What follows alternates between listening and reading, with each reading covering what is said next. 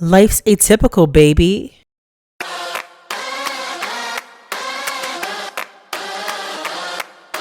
Welcome to Atypical Podcast, where we talk about life's uncertainties, change, and unexpected twists, and find solutions together. This is not the secret. There's no wonderful catchphrase that you can use to solve all your life's problems. It's just us being humans and talking about how it feels, what we can do when change happens, and how to have compassion for oneself and others while navigating this crazy life. We'll laugh, we'll cry, but we're here together. Let's get some stuff off my chest. Because life isn't typical, it's atypical.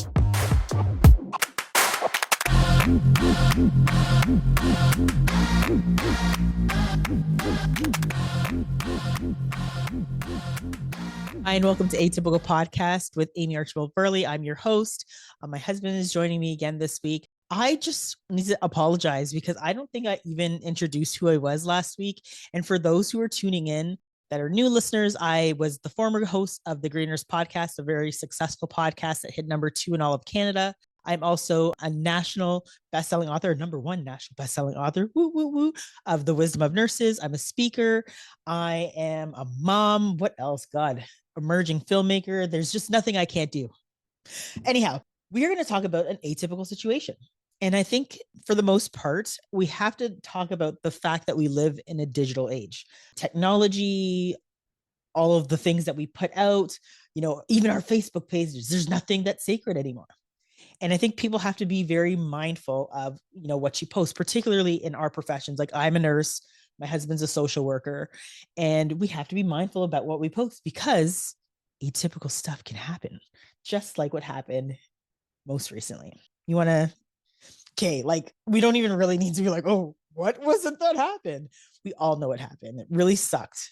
You want to spill the tea? Even the tea has been spilled. I mean, I don't know all the people's names and the companies, but I know the general situation. Andy Byron from Astronomer and his HR boss were caught on the kiss cam at a Coldplay concert. In a public venue. Fair enough. Yes. So, and now they're being mocked and socially ostracized. Yeah, pretty much. And I think that's a pretty fair summary. I think he's had to step down. He resigned. I really want to talk in this episode about like the court of public opinion and the importance of healthcare professionals, social workers, about, social media use. And also the other piece that I do want to talk about is if your house ain't clean, don't throw them stones. You know what I'm saying? Right? Well, if you live in a glass house, don't throw stones. We all live in glass houses. You posted anything on any social media platform ever? Me? Yes. Me? Fairly rarely. Right. So, okay, fine. Your life is pretty, well, I mean, not as private because I talk way too much. But I mean, sure. For the most part, our lives are in this digital sphere, the metaverse, I guess what you would say, right? Mostly aimed at it's just all those pictures and images that people have put out, on Facebook or Twitter. We've seen countless examples of them kind of coming back and biting people in the arse. Particularly, like I can think about even nursing. I don't know if I ever showed you this video. It was these nurses talking about their icks. This is another no. You're on the nursing unit. You know what you should not have out? Your phone. It's not cute to do TikTok on the nursing unit. Because if you get caught, most likely you're going to get fired. But this was even worse because these nurses were talking about their icks on maternity ward. And particularly in this region of, this region in the US, particularly there were more stats related to maternal morbidity and mortality of Black populations and racialized folks.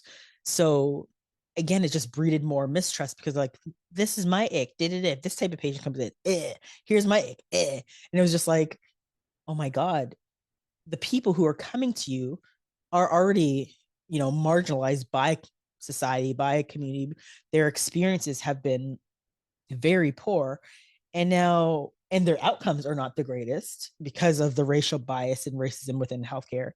And now we got these nurses who are in these trusted roles sharing on social media their icks. So again, those nurses were fired. It was just like a hot mess.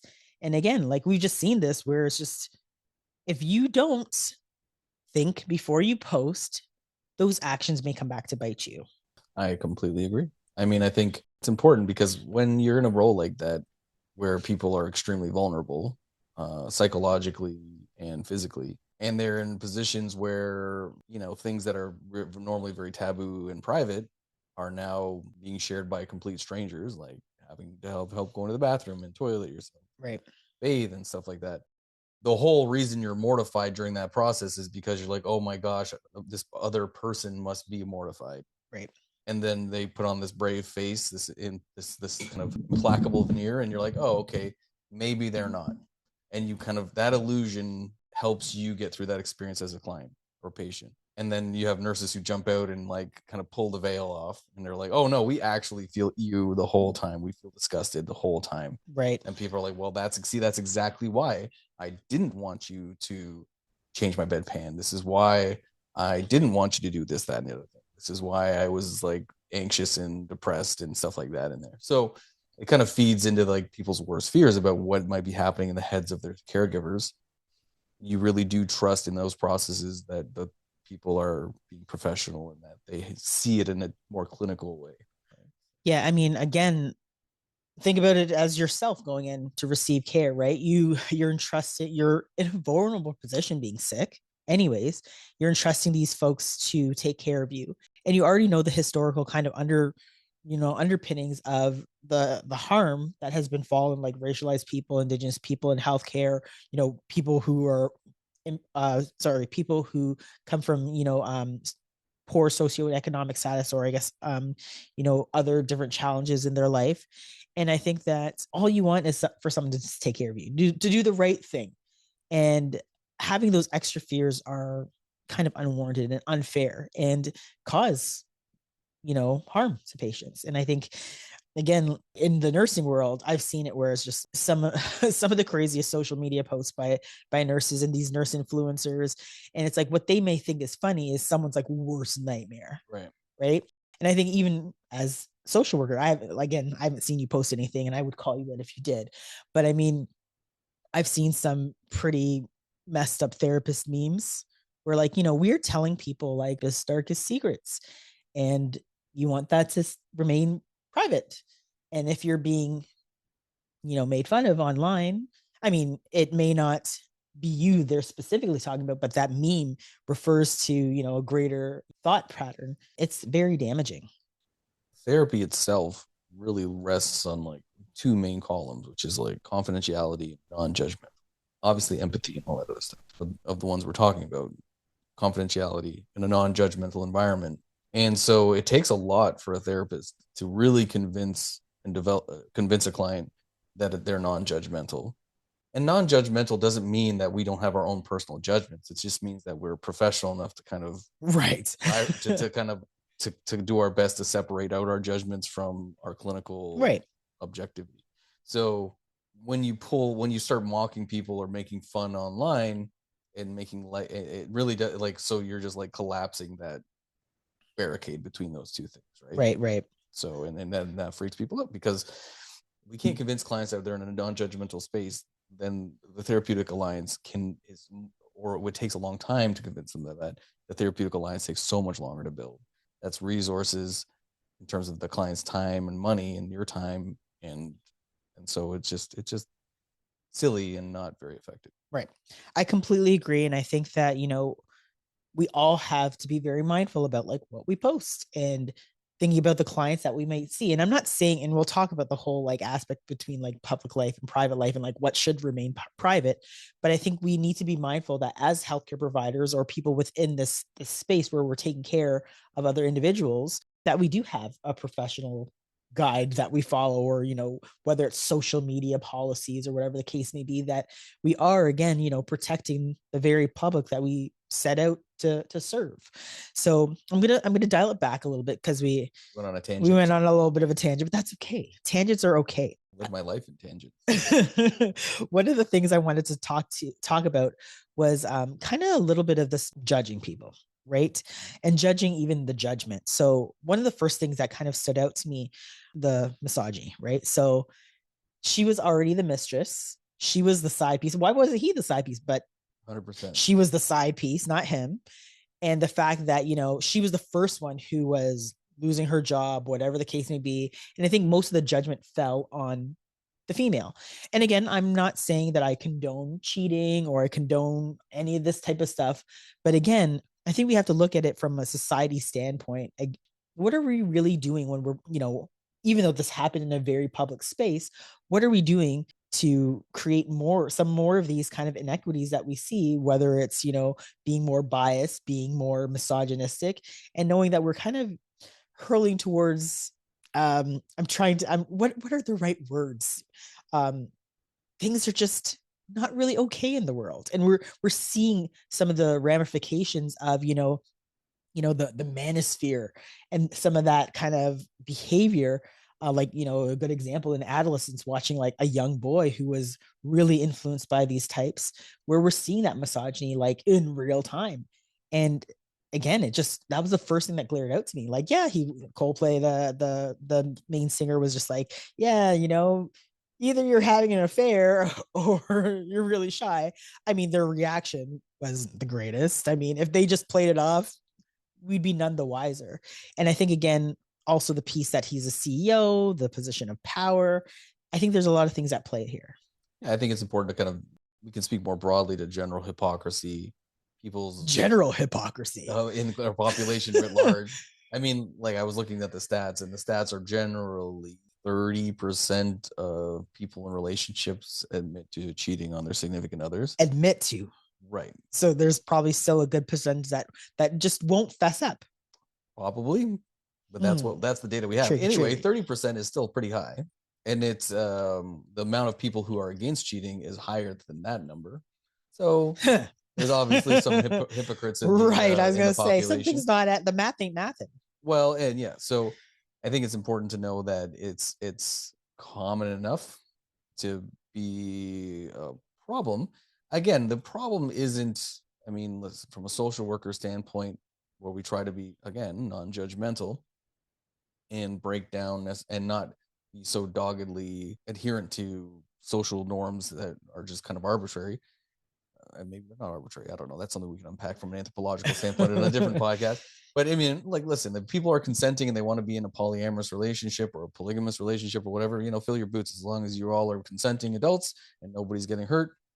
In my opinion, it shouldn't matter. It shouldn't matter. It's See, that's where it should end. I'm a social libertarian in that respect. Right, but that's where it should end. But again, in this like whole, from a social worker standpoint, if you're in a relationship and you've made a certain implied or expressed explicit promises to another party, and then you decide to abnegate those responsibilities and that trust, that leaves wreckage in your wake, right? Yeah. That leaves hurt feelings and devastation, and so, when this stuff happens in a very public way, you're going to be socially ostracized. That's a very common thing throughout human history. But I mean, I think it's important to also realize that humans have these biases, right? We have this, what we call, there's an internal and external attribution bias. And so in this situation, it's easy for us to just say, hey, listen, those people are bad because they did something wrong. Right. But then again, if you look into the details, what they did was wrong. But what does that have to do with us? Maybe what they did was morally wrong in our society, but does it speak more towards other issues that are happening behind the scenes? Be more curious, right? But why do we need to be? But we'll examine this, because again, I want to go back to why do we need to be? But people are curious about the reasons why people cheat, and why people get into marriages to begin with, attachment relationships, attachment styles, and stuff like that. I think that's more interesting. And then to talk more broadly about the problem people have with monogamy in certain circumstances. So anyway, there's just more to unpack there than just going, and laughing at people who got caught in the act, right? And what about, I want to circle back to the point where I was talking about the misogyny, right? I think about this, and maybe there's some stats out there, but I feel like I would lose my job faster than you would. Yeah, I would say so. And I don't just mean as a nurse. I just feel just in general as a woman, all of a sudden I'm the one with the scarlet letter, and I'm the awful person. and the male's just like, that's just boys being boys. Yeah, I think that's fairly accurate. I mean, I think think about Monica Lewinsky and Right? her being dragged for decades now. Well, now she's turned it on its head. Well, I'm sure that there was a good chunk of her life that Of was course. completely miserable. And so that's sad compared to the fact that I mean, I'm not going to get too political if you don't want, but Jesus, what's going on in the States, particularly right now with their politicians and stuff like that, it's crazy. Right. So the stuff that they're skating by on is like way, way, way more consequential. It's just the hypocrisy is one question. It's also important to understand that we have social norms, and when you breach social norms, then you get ridiculed. Right. I mean, I think fortunately for this quote unquote couple, the attention span of the average viewer is minuscule nowadays. Right. And so the next news cycle is coming, and they'll just get swept away. Right. And then people won't even remember them.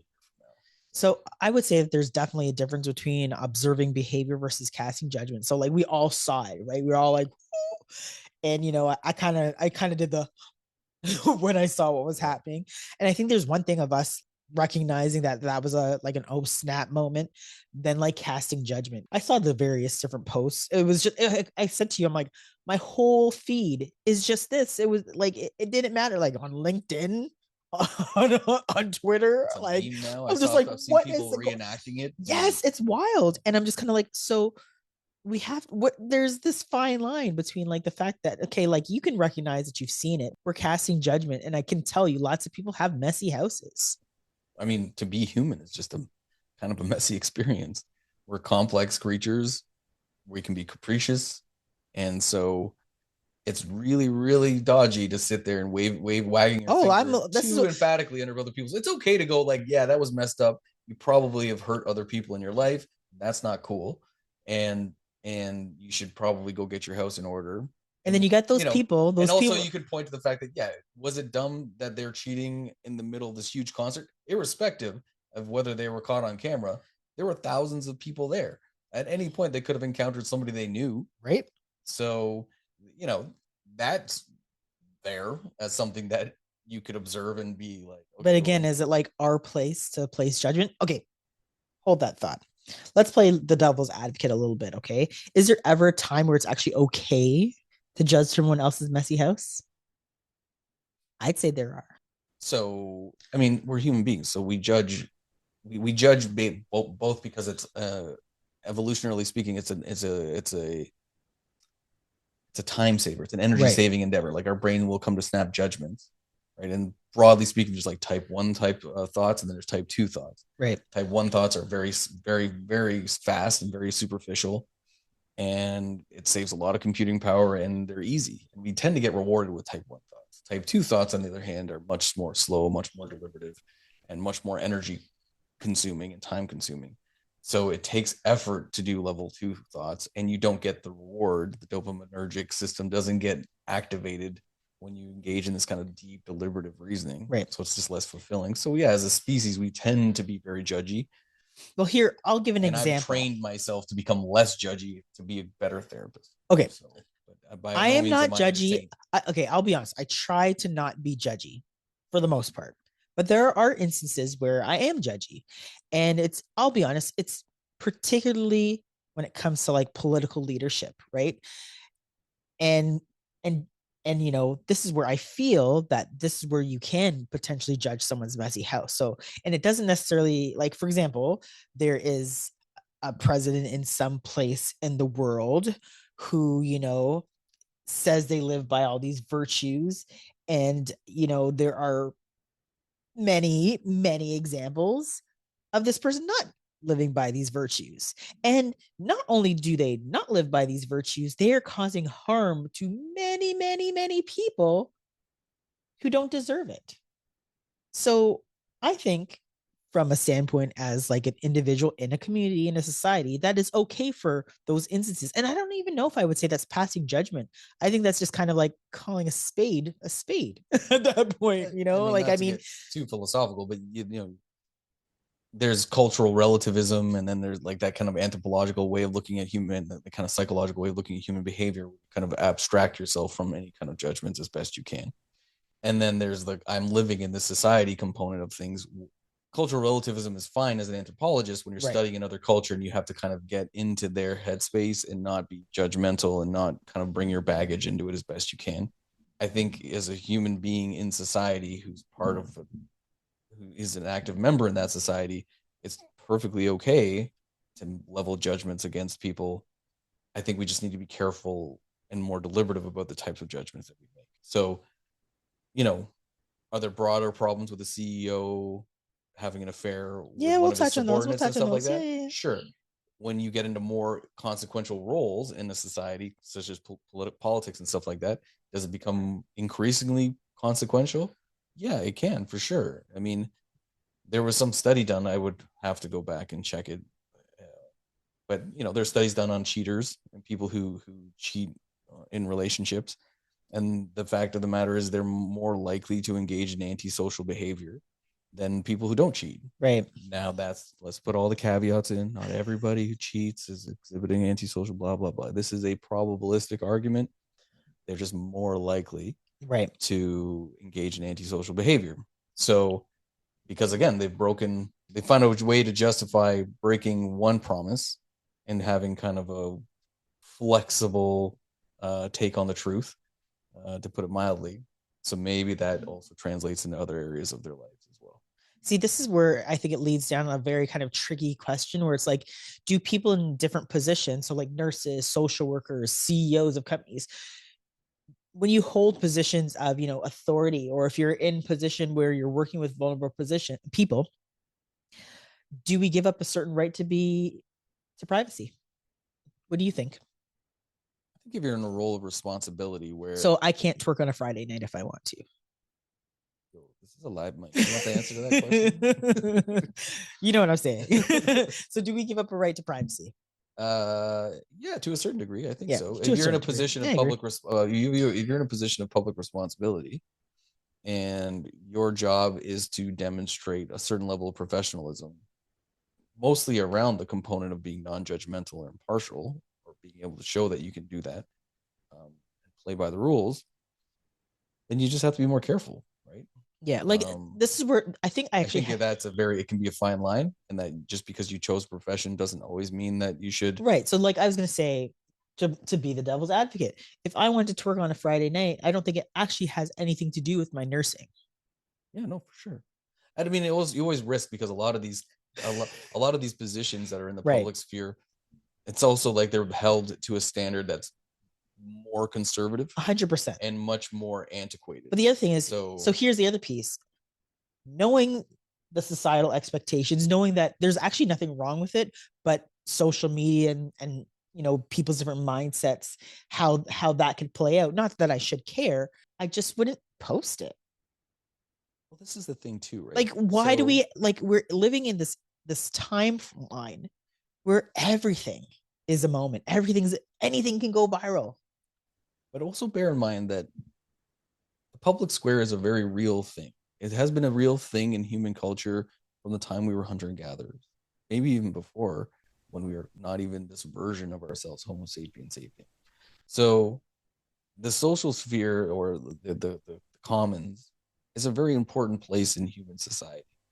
And so now the internet is kind of taken that on. Right. Right? Social media is now the kind of public sphere, the public square. Sorry. So, I mean, if you were a nurse or a doctor or a politician and you go into the public, like a literal, like physical public square, and start doing some of this behavior, Right. so showing this behavior, would you be socially ostracized? I mean, the reason we have issues with social anxiety, and the number one phobia of human beings is presenting in front of other people, Right. is because the consequences to messing up in a very public forum was ostracism, which was equivalent to Right. death, right? So the reason why we have, like, most people are more afraid of public speaking than spiders and snakes Well, and other phobia, like I it know, but trends that higher. them centipedes are pretty scary. Well, is because the consequences of failure, or the consequences of social ostracism were so severe. Right. It's still in part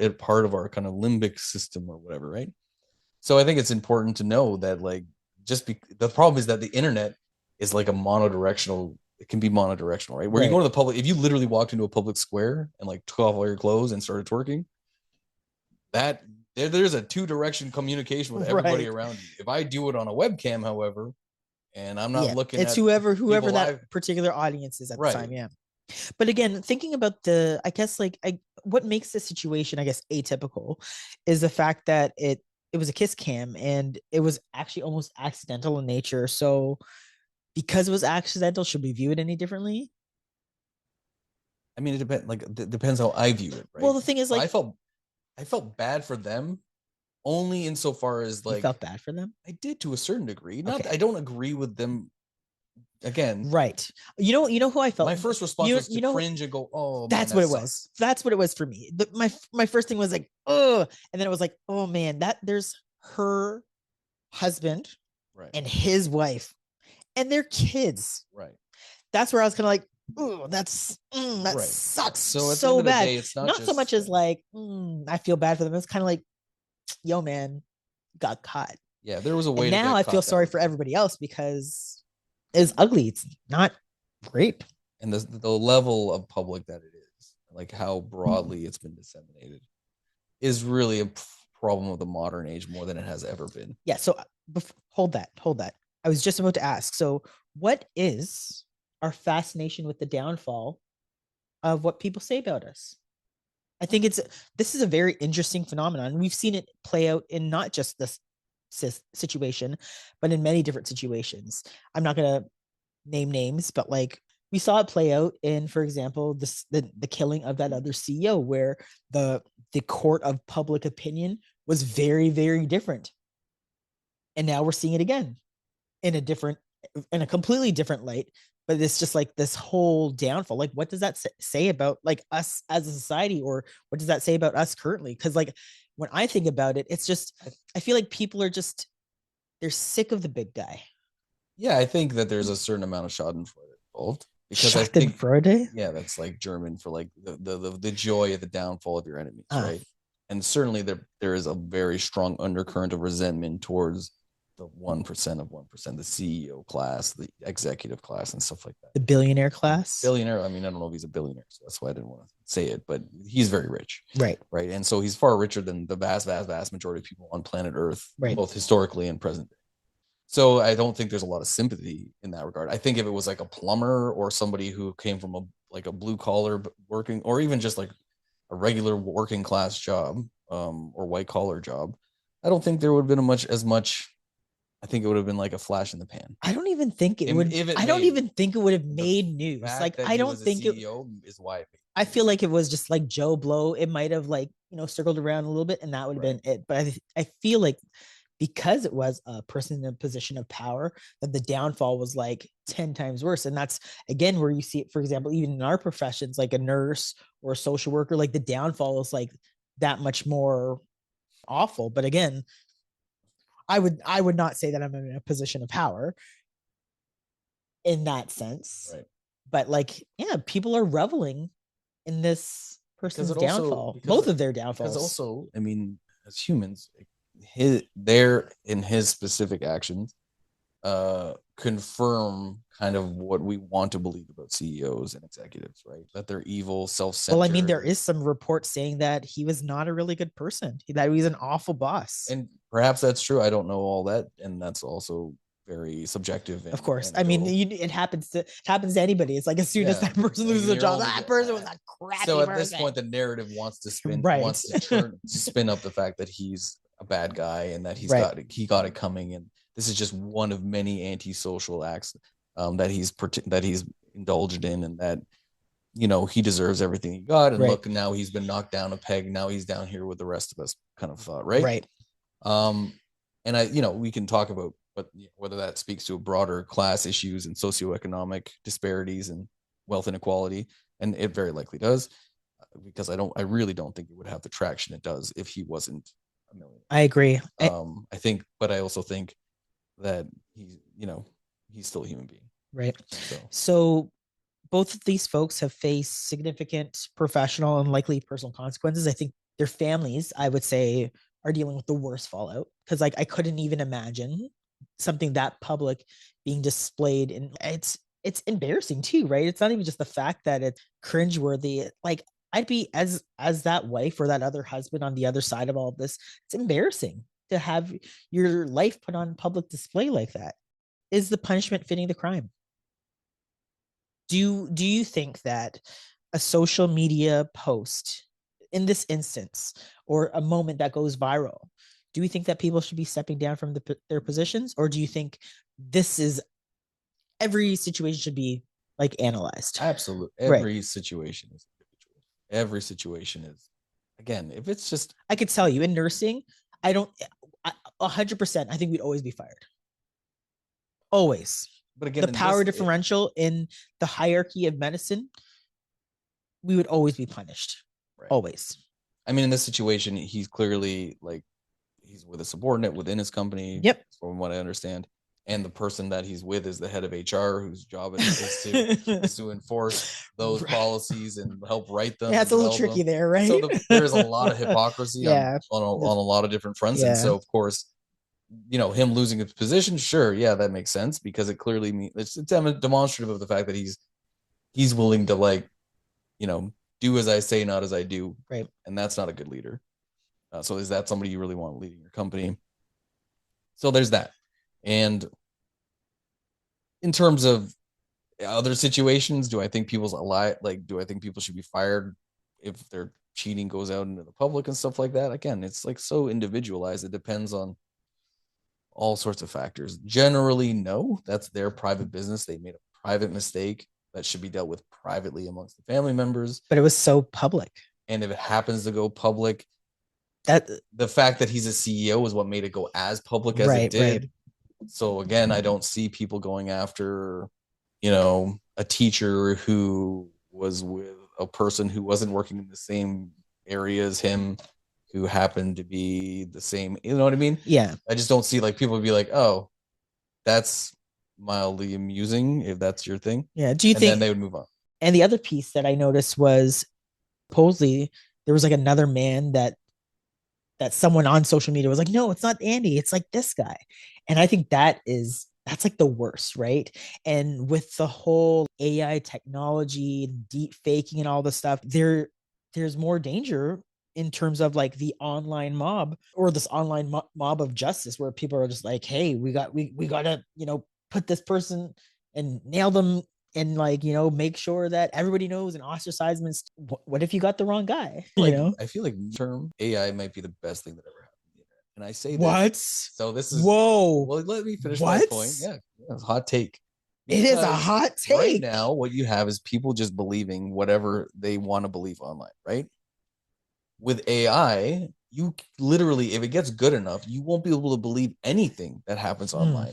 You'll all of a sudden see a clip of Joe Rogan pontificating about something that he was like, well, we know that's not gonna be real. Anyways, keep going. Anyway, but you won't pontificating, but you won't know the difference between fact and reality, because the AI is going to get so good at generating or simulating voices and faces and mannerisms and affectations that it's going to be almost impossible to figure out what is real versus what is not. Right. So people are going to resort, in my opinion, again, this may not happen, I'm not Nostradamus here, but if that happens and you can't believe anything you see online, then you won't have this kind of weird situation where we can believe some of the stuff, but we're not sure. And we're in this kind of weird ambivalent stage of the internet where we're like, what is real? What is not? Some of it's really real. Some of it's really fake. It's like, look at the hands. And some of it's look at the fingers. Some of it's just the fingers. Right. Not just the images, but right, there's like written content that you could just, what is it? What do they say? A bad idea gets around halfway around the world before a good one can put its shoes on, or tie its shoes. Yeah. So I think that if we get to the point where the internet becomes so incredibly unreliable that we might have to go back to we might have to redevelop. You might be right, because epistemology. You might be right, because I think about the, oh my gosh, I'm drawing a blank. What was it? Oh yeah, we are in the age of like this disinfodemic, right? Here's the fact, here's the truth, here's the evidence-based science, and people are still like, no. So maybe you're right. Maybe we're gonna have this like crashing moment where we gotta hit the reset button here. Yeah, maybe you're right. So, is this the end of privacy? I mean, I'm not a big fan of absolute kind of anything. I think so many things are monocausal in this world is so incredibly complex, and then you add human beings into the mix, it just becomes like infinitely complex. Right. And so, do I think this is the end of privacy? No, not really. I mean, In I terms think of the digital age, yeah. people need to be more discerning about what they do and don't put online. Are people generally very discerning? It depends, right? I don't post them very much online. Good for you. This is the most I'm public I'm I dragging am. you out of your shell right now. That's is what it is. Um, but you just it's just a matter of like you also need to be a better people need to be better arbiters about what they put out. Right. But listen, do I think this is the issue where privacy we have the most amount of privacy issues? Right. No. Do I think that companies that are data mining us perpetually and us kind of just being like, yeah, but I like my phone and I also like Google, I like Facebook, and they're just constantly mining your data, and we're just kind of like, well, what are we gonna do? That apathy of our data being mined and sold and all that stuff. I think that's the biggest problem that not nobody, but the average person isn't really like super concerned about. But Don't worry, I'll have a mindfulness session for that. but they should be. And I also think it's a failure in our political leadership. I'm not American, but unfortunately, I know more about American news than Canadian in a lot of respects. If you watch some of these congressional hearings and stuff like that, and some of the questions that these congressmen are asking and congresswomen about like these very, very specific tech issues, because they don't even know how to turn on their freaking iPad. You know what I mean? Like that, right. our politicians aren't keeping up with the zeitgeist. I hear you. Changes in the zeitgeist. So we need to wrap up because I hear the baby, and you know how this works. We've got like 5 minutes here, so we got to go on to the key takeaways. So what do we want our listeners to really take away, particularly folks that are in the healthcare space, folks that are navigating social workspaces, or just anybody who's listening that has a job, where it's just like, okay, social media can be this powerful tool, and people should use it as a tool to change people's lives, do this all sorts of great things, but social media also can be used as a very damaging thing. So my suggestion is, before you throw stones, make sure your own house is clean. Make sure that you think before you post. Do what I do. I will write a scathing email, like so scathing, and then I will delete it. And then I will rewrite it, because I'm just like, I know I can't say those words are not appropriate. Mm-hmm. That is not very nice. Yep. That is the deepest, darkest corners in the recesses of my mind. And if I put that down, that is scorched earth. Yep. So I delete it, and then I rewrite it. Sometimes I might be like, hello, Gemini, can you help me rephrase this so it's more professional? But it's just like, we have to really to think about what ramifications that may happen if I put this out there. And again, although yes, your private life should be private, there are circumstances where if you are in a public space, that information can get out and can cause some damage. 100%. I think it's just, if there's any takeaway that I can provide, it's more around the conversation so coarse right now about a lot of different subjects. And so if something feels good, like you see that guy and that lady on the kiss cam, and you're like, hey, yes, it's okay to pause for a second and get into like type 2 thinking. Yeah. Where you're like, why did that feel so good? Yeah.